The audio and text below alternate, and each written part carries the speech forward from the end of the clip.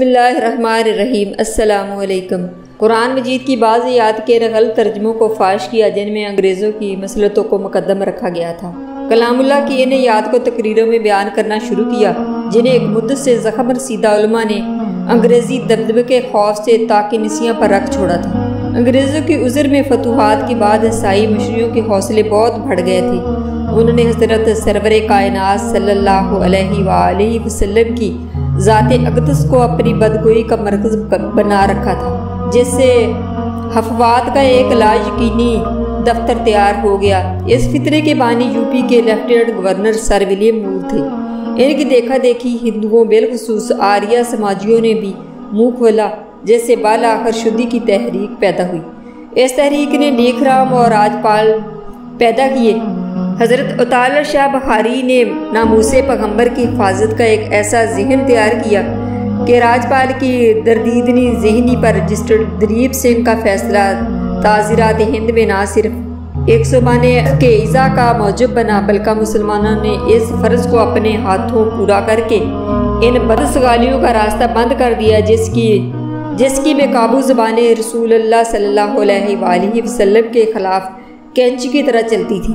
مبلغین کی ایک ایسی جماعت تیار کی جس نے نہ صرف بدعات کے خلاف جہاد کیا بلکہ منکرات کی راہ روک لی۔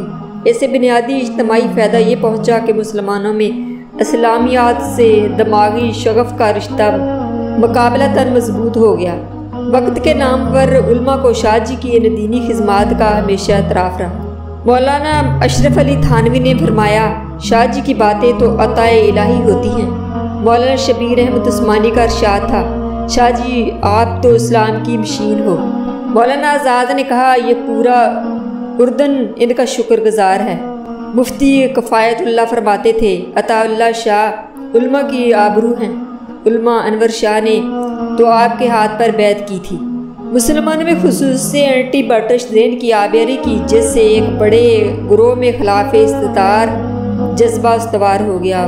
پنجاب بالخصوص دیہات میں انگریزی حکومت کے کرندوں کا جو روپ تھا، اس کو زیادہ سے زیادہ خاک بسر کیا اور جگیرداری کی بحیت کا آثار توڑا۔ جماعت احرار کو ایک ایسی تحریک بنایا جس سے صرف عام میں اسلامی بنیادوں پر طبقاتی تحریک کہا جا سکتا ہے۔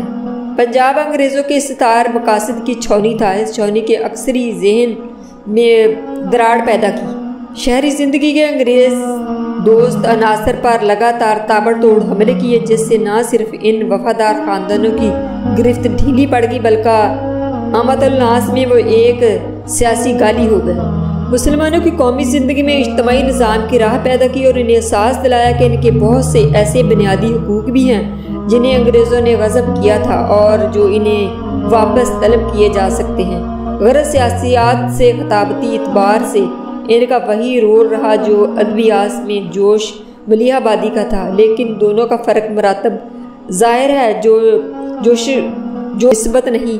گاندھی جی فرماتے تھے، شاہ جی آپ تو لوگوں پر جادو کرتے ہیں۔ مولانا عبدالکلام آزاد کا ارشاد تھا، میرے بھائی اللہ کے ہاں آپ کا بڑا اجر ہے۔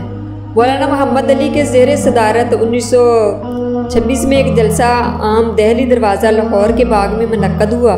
اس جلسے کے تاثرات قلم بند کرتے ہوئے مولانا نے ہمدرد میں لکھا، کامیابی کا سہرا اس بے مثال مقرر کے سر رہا جن کا نام سید عطا اللہ شاہ بخاری ہے۔ ان کی قرآن خوانی، ان کی اردو، ان کی پنجابی، ان کی متانت، ان کی ظرافت، غرض ہر چیز نے سامعین کو مسحور کیے رکھا۔ لوگوں کا تقاضا تھا کہ شاہ جی اپنی تقریر جاری رکھیں اور صاحب بھی تیار تھے مگر میرے کہنے سے انکار کر دیا۔ جلسہ غالباً 2 بجے شب ختم ہوا ورنہ وہیں صبح ہو جاتی۔ ایک اخبار چھپتا تھا جس کا نام زمیندار تھا۔ اس میں بھی مولانا کے ان اثرات کا خلاصہ چھپا تھا۔ مولانا محمد علی نے فرمایا، شاہ جی تم نے لوگوں پر جادو کر دیا تھا۔ وہ تمہاری تقریر سے اتنے بے خود تھے کہ تم ان سے کوئی غلط کام کروانا چاہتے تو وہ فوراً کر بیٹھتے۔ جو قدرت تم کو اپنی زبان پر ہے وہ خدا داد ہے، بلکہ خدا کی ایک بڑی نعمت، لیکن یہ نعمت خطرناک بھی ہو سکتی ہے۔ عوام کے سامنے ہر مسئلہ کے دونوں رخ پیش کر دیا کرو تاکہ ان کی قوت فیصلہ میں ترقی ہو، ورنہ تم پر ایک ایسی مسئولیت عائد ہوتی ہے جس کا نتیجہ خوبی کے ساتھ خرابی بھی ہو سکتا ہے۔ حضرت عطا اللہ شاہ بخاری کا بیان تھا کہ ان سے مولانا نے کہا تھا، بھائی اگر تم لوگوں کے لیے مرغن غذاؤں کا یہ دسترخوان بچھاتے رہے تو ہمارے ساگ ستو کو کون پوچھے گا۔ تقریباً سبھی خطوں میں زبان و بیاں کی سجاوٹ ہوتی ہے مگر وہ لسانیت میں تخلیقی حصہ نہیں لیتے، لیکن مولانا عبدالکلام آزاد اور مولانا محمد علی جوہر اور مولانا ظفر علی خان ان سے مستثنیٰ ہیں، اور اس کی وجہ ان کا ادیب ہونا ہے۔ ان ہر سال حضرات نے اردو زبان کو سینکڑوں سیاسی الفاظ اور سیاسی مصطلحات دی، لیکن اردو کا سیاسی لغت تیار کرنے میں ان حضرات کا نمایاں حصہ تھا۔ لیکن شاہ جی نے محض ایک خطیب ہو کر اردو کو بہت کچھ دیا۔ انہوں نے اردو خطابت میں بے ساختہ پن پیدا کیا اور اپنے طرز بیان سے ثابت کیا کہ نفاست زبان ہی خطابت کا حقیقی جوہر ہے۔ بعض سیاسی حالات کی مطابقت سے 20 محاورے، گنتی ہی اچھوتی ترکیبیں ایجاد کی جن کا اس سے پہلے اردو میں تصور تک نہ تھا۔ جن علاقوں بالخصوص پنجاب کے شمال مغربی اضلاع میں اردو کا وجود اجنبی تھا، وہاں نہ صرف اردو کا مذاق عام کیا بلکہ لوگوں کو شوق دلایا کہ وہ اردو کو دفتری ضروریات کی بجائے قومی ثقافت کا حصہ سمجھیں۔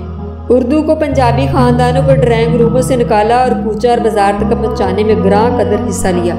مولانا عبدالکلام آزاد کی انشاء اور شاہ جی کی خطابت میں واضح تضاد کے باوجود ایک گونا مماثلت ہے۔ مولانا کی تحریروں میں عبارت کے ہر موڑ پر استاذہ کے اشعار رنگیلے کی طرح بڑے ملتے ہیں۔ شاہ جی کی تقریروں میں برجستہ شعر اس طرح وارد ہوتے تھے کہ ان کی چمک دمک میں اضافہ ہو جاتا۔ مولانا اپنی تحریروں کو قرآن مجید کی ایات سے مرصع فرماتے۔ شاہ جی اپنی تقریروں میں ایات کو ہیرے کی طرح ٹانکتے۔ شاہ جی دستوری مقرر تو قطعاً نہ تھے لیکن دوسری تمام خصوصیت میں سربراہ تھے۔ اس سارے دور میں ان سے بڑا کوئی عوامی خطیب نہ تھا۔ جو چیز خطابت میں اولیت رکھتی ہے وہ آواز ہے، اور آواز بھی سانچے میں ڈھلی ہو، پاٹدار ہو۔ دوسرا درجہ زبان میں مہارت کا ہے۔ شاہ جی قدرت کے ان دونوں تحائف سے بہرہ تھے۔ ان کی آواز میں گن گرج کے علاوہ ایک ساجدھائی تھی۔ گلے کی گراریاں ساؤنڈ مشین کی طرح کام کرتی۔ انہیں الفاظ کے اطراء چڑھاؤ کے ساتھ آواز کے نشیب و فراز کا محل استعمال معلوم تھا۔ جن لوگوں خطابت کے اصول مدون کیے ان کے نزدیک خطیب کی بنیادی خصوصیتیں یہ ہیں: بے ریا کردار جس سے خطیب کی شخصیت ترکیب پاتی ہے، نصب و لین جس سے جماعت میں وحدت پیدا ہوتی ہے، صداقت شعری جس پر سامعین ہمتن ہوش ہوتے ہیں، اخلاص جس سے زور زبان نکھرتا ہے، وجاہت ذاتی جس سے عوام مرعوب ہوتے ہیں، باخبر ذہن جس سے مقرر کا اعتماد بڑھتا ہے، ارشادات جو الفاظ کے سفیر ہو کر ان کی طاقت میں تائیدی اضافہ کرتے ہیں، مرتب آواز جس کا خطابت سے وہی رشتہ ہے جو سورج سے کرنوں کا ہے، صحیح تلفظ جس سے خطابت کی خوبصورتی مہکتی ہے، محل شناسی جس سے خطابت کی عزم، فہم عامہ جس سے خطابت کی ہڈی مضبوط ہوتی ہے، مطالعہ جس کے بغیر خطابت محض ایک آواز ہے، مشاہدہ ہم اسے خطابت کی بینائی سے تعبیر کر سکتے ہیں، اور یہ تمام خصوصیتیں حضرت تعالی شاہ بخاری میں بدرجہ عتم موجود تھیں۔ ان لوگوں نے خطبات کے اوصاف کو مرتب کیا۔ ان کی نظر میں اصل میں بڑے بڑے مقرروں کے احوال اور وقار پر تھیں۔